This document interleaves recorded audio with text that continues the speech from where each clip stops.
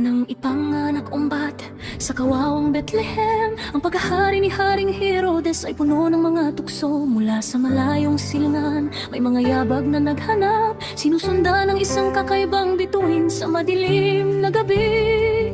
Tinanong nila, nasaan ang bagong silang na Haring Doe?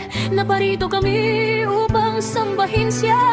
Nabagabag ang bayani at ang Jerusalem nang marinig ang pangalan ng pagbaba sa gitna ng kapangyarihan.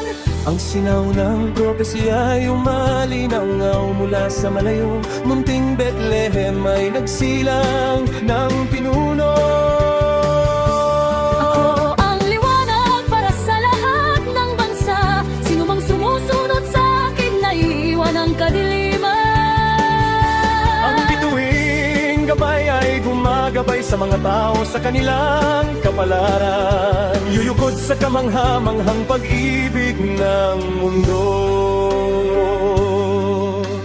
Tinawag ng mga bayani ang mga pantas. Tinatanong sila kung anong oras lilitaw ang bituin at pinadalhan sila ng mga maling pangako. Pumunta kayo sa Bethlehem, maghanap kayong mabuti. Kapag natagpuan ninyo ang bata, sabihin ninyo sa akin.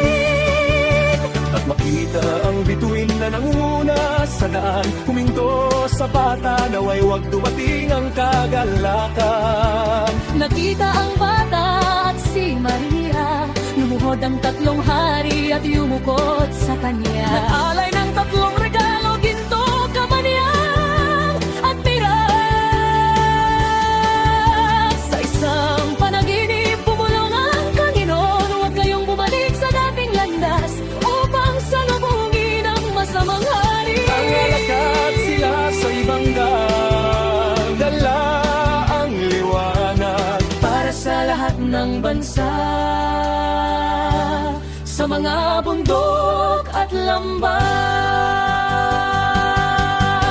Ang Panginoon ang liwanag para sa lahat ng tao.